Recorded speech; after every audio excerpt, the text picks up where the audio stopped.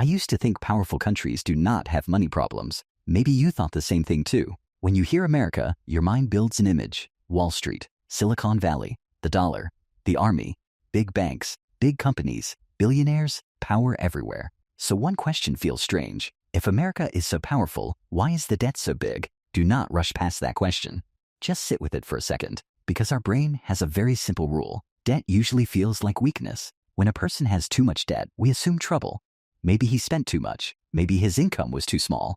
Maybe life became too expensive. Maybe he lost control. So when we hear America has massive debt, our mind reacts fast. Wait, is America broke? That is the first emotional trap. We use normal person logic on a country that controls global money, and that is where the story becomes different. America does not borrow like a helpless person. America borrows because the world still trusts it. That sounds strange, but it matters. A person with no trust cannot borrow much. A person with strong trust can borrow again and again. Now imagine a shopkeeper in your street. He gives credit only to people he believes will return. Not everyone gets that trust. Not everyone gets that time. America has that trust on a global scale. Banks buy American debt. Investors buy American debt. Pension funds buy American debt. Central banks buy American debt. Even countries that argue with America still hold American debt. Why? Because American debt still feels safe. And safety is powerful. Our brain loves safety, especially when money is involved. When people are scared, they do not chase adventure. They run toward whatever feels reliable. For global finance, that place has often been America. That is why the debt is not just a weakness sign. It is also a trust sign. But trust can become dangerous when everyone stops questioning the bill. The Bureau of Economic Analysis reported real GDP growth of 2.1%. That was in Q1 of 2026. So America is still a giant economy. It is not a small country carrying a giant suitcase. It is a giant carrying a giant suitcase. But the suitcase is getting heavier. Federal Reserve economic data shows total public debt near $39.1 trillion. That was in Q1 of 2026. Now ask yourself honestly, can your brain feel $39 trillion? Mine cannot. Your brain can feel $1,000. It can feel rent. It can feel fuel. It can feel groceries.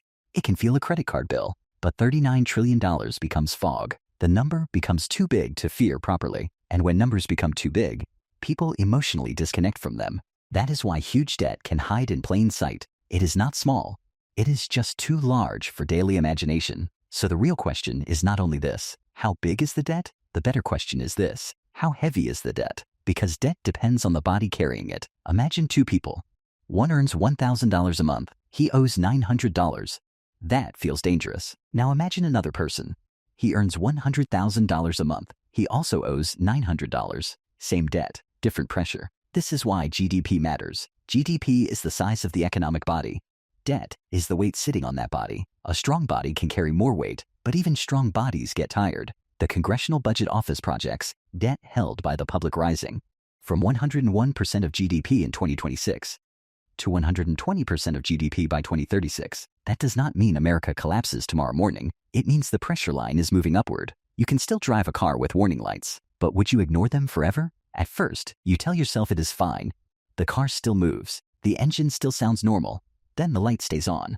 Then another light appears. Then your relaxed mind becomes stressed. That is how debt works. Slow warnings become normal until they become expensive. And the most expensive warning is interest. Debt is the monster everyone sees. Interest is the monster eating quietly. It does not shout. It does not make drama. It just takes money every year. The Congressional Budget Office projects a $1.9 trillion deficit for 2026. It also projects $3.1 trillion by 2036. And rising net interest costs drive much of that increase. That line should make you pause. Because interest is not future-building money.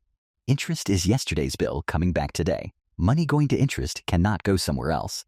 Not to roads, not to schools, not to research, not to tax relief, not to defense, not to future investment. That is the hidden pressure. A powerful country can still lose choices, not all at once, little by little. And the human mind is bad at respecting slow danger.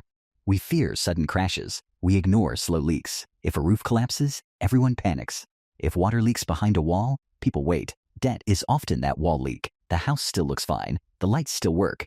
People still sleep inside. Then, one day, the repair bill feels shocking. Now you may ask something else. Why does the world keep trusting America? To understand that, we have to go backward. After World War II, America became the money center. The dollar became the anchor of global finance. Under Bretton Woods, currencies were tied to the dollar. The dollar was tied to gold. 1 ounce of gold was priced at $35. That made the system feel solid. People did not only trust paper, they trusted the gold promise behind the paper. But in 1971, that changed. America ended direct dollar convertibility into gold. And here is the surprising part. The dollar did not die. The world simply shifted its trust. Before, it trusted gold behind the dollar. After that, it trusted America behind the dollar. That is modern money. It is not just paper.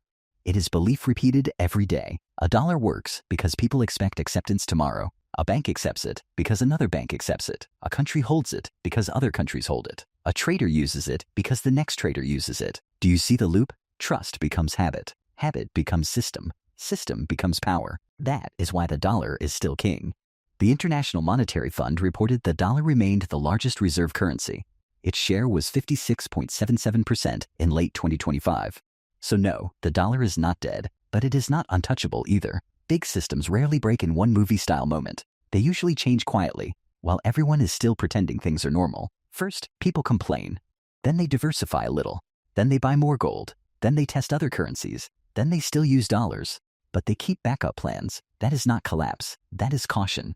And caution is what trust looks like when it starts protecting itself. Treasury data showed Japan held about $1.21 trillion. The United Kingdom held about $937.5 billion.